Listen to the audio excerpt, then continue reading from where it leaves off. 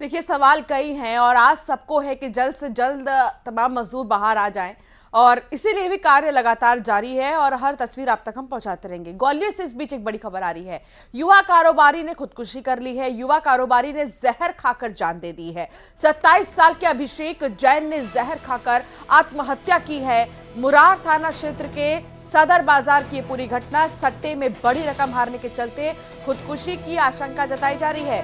Bharat Australia match पर बड़ी रकम हारने के चलते खुदकुशी की आशंका है। मुरार पुलिस मामले की जांच में जुटी है और आज दोपहर कारोबारी के शव का पोस्टमार्टम भी होगा।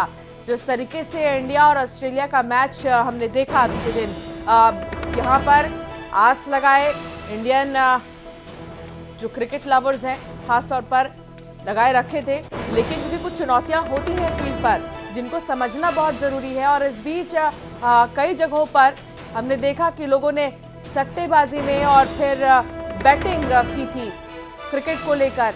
अब इसी से जुड़ा मामला ग्वालियर से सामने आया है।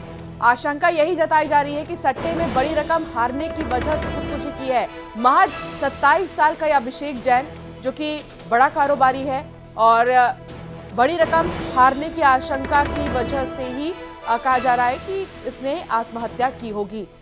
सुशील संवाददाता साथ जुड़ गए हैं। सुशील, पूरा मामला क्या है? क्या अब तक पुख्ता जानकारी मिल पाई है? आखिर महज 27 साल के अभिषेक ने क्यों अपनी जान दे दी? बिल्कुल, देखिए, ग्वालियर के मुरार थाना क्षेत्र के सदर बाजार इलाके का ये पूरा घटनाक्रम है। यहाँ कल अभिषेक जैन नाम का जो कारोबारी है, जिनकी उम्र करीब 27 साल बताई जा रही है, इन्होंने अपने घर में जहर खाकर खुदकुशी कर ली है। हालांकि किसी तरह का सुसाइड नोट अभी तक पुलिस को इनके यहाँ से बरामद नहीं हुआ है, लेकिन जो इनके परिचितों से बातचीत हुई है, जानकारियाँ मिली है, उसके मुताबिक मैच पर बड़ा सट्टा लगाने और रुपया हारने के चलते इनके खुदकुशी की आशंका है और कोई परेशानी इनके सामने नहीं थी।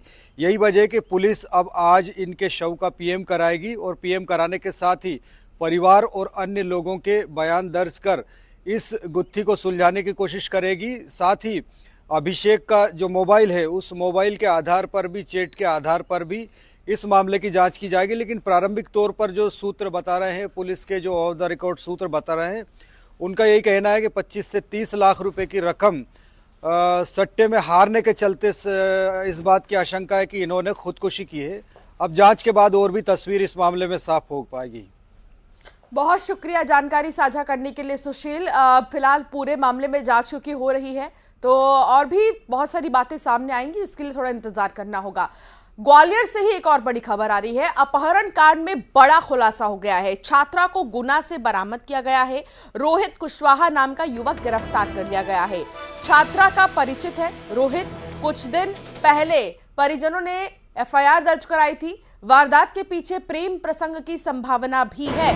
पुलिस अब इस पूरे मामले का खुलासा करेगी। रोहित को गिरफ्तार कर लिया गया है। छात्रा का वो परिचित है। इसमें प्रेम प्रसंग का भी एंगल देखा जा रहा है। प्रेम प्रसंग की संभावना जताई जा रही है। हालांकि वारदात के पीछे दुख की बात यह है कि अपहरण कांड में जिस तरीके से इस युवक के शामिल होने की खबर सामने, आप देखिए किस तरीके से लाइव आप देख सकते हैं कि अपहरण किस तरीके से किया गया है। यहाँ पर ये लड़की खड़ी थी, पेट्रोल भरवा रही थी और इस बीच दो लोग आते हैं बाइक पर सवार होकर और कैसे जबरन युवती को बाइक पर बैठाकर लेकर चला जाता है युवक। हालांकि इसने अपना चेहरा ढका है, इसलिए भी नहीं पता चल पा रहा था, लेकिन जो परिचित है, जो जानने वाले लोग हैं, उनका ये मानना है कि ये रोहित नाम का कोई शख्स है और रोहित कुशवाहा नाम के युवक को पुलिस ने गिरफ्तार कर लिया है। छात्रा का ये परिचित बताया जा रहा है। कुछ दिन पहले परिजनों ने एफआईआर भी दर्ज कराई थी इसके खिलाफ।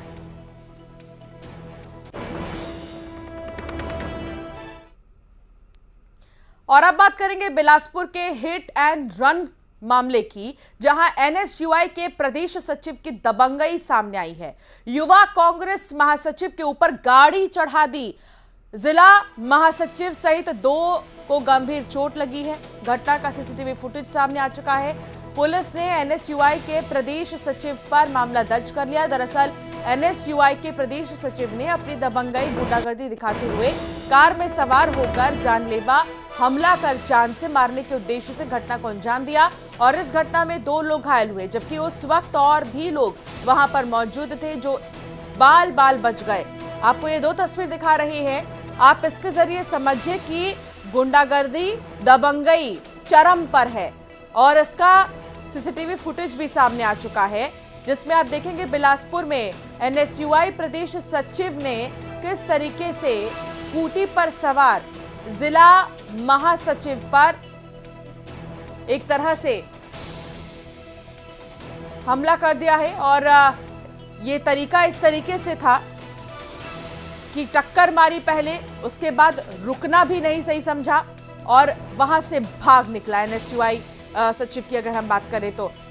उमेश मौर्य संवाददाता साथ जुड़ गए हैं। उमेश, हालांकि आपसे हम पहले भी जान रहे थे कि किस तरीके से इस पूरी वारदात को अंजाम दिया गया, ये मामला कब का है, वो तमाम चीजें एक तरफ, लेकिन परिजनों का क्या कहना है और जो इनके समर्थक हैं या कोई बड़ा नेता जिनका इंटरफेरेंस अब तक देखने को मिला इस पूरे मामले में, क्योंकि ये सवाल पार्टी का भी है। बिल्कुल, देखिए, अगर इस तरह की घटनाएं सामने आती हैं, अगर राजनीतिक दल के लोग ही अगर आपस में इस तरीके से सरेहन गुंडागर्दी या मारपीट की घटना को अंजाम देते तो कहीं ना कहीं जो पार्टी है उसकी छवि धूमिल होती है, समाज में उसका मैसेज गलत जाता है। और बिलासपुर की बात करें तो बिलासपुर में लगातार इस तरह की घटनाएं सामने आई हैं, चाहे युवा कांग्रेस नेताओं के मारपीट का मामला हो, युवा कांग्रेस के किसानों के साथ मारपीट और धमकी का मामला हो। इससे पहले भी कई तरह के मामले सामने निकल कर आए हैं। एक बार फिर से इसी तरह मामला निकलकर सामने आया जिसमें एनएसयूआई के प्रदेश महासचिव और यूथ कांग्रेस के जो जिला शहर सचिव हैं उनके बीच ये पूरी घटना निकलकर सामने आई है। देखा जा सकता है कि किस तरीके से इस पूरी घटना को अंजाम दिया गया है। मतलब ये कहा जा सकता है कि इरादे के साथ उस कार पर सवार होकर जो प्रदेश एनएसयूआई का जो प्रदेश सचिव है वो वहां पर मौके पर पहुंचा था और देख सकते हैं कि किस तरीके से उस पूरी घटना को अंजाम दिया है। एक युवक को पहले वो टक्कर मारता है, युवक जो है 5 फीट ऊपर उछलता है और 20 फीट आगे जाकर गिरता है, जिसकी हालत बहुत गंभीर बताई जा रही है। परिजनों का हाल बुरा है, रो रो कर उनकी हाल बुरा है, क्योंकि कहीं ना कहीं जिस पार्टी से उस युवा जो नेता जुड़ा है उस पार्टी के ही युवक के द्वारा, उस नेता के द्वारा इस पूरी घटना को अंजाम दिया गया है। तो कहीं ना कहीं अब इस पूरे मामले को लेकर थाने में जो है अभी स्थिति कैसी है जिला महासचिव की? उमेश, कोई जानकारी मिल रही है जिन्हें अस्पताल में भर्ती किया गया है?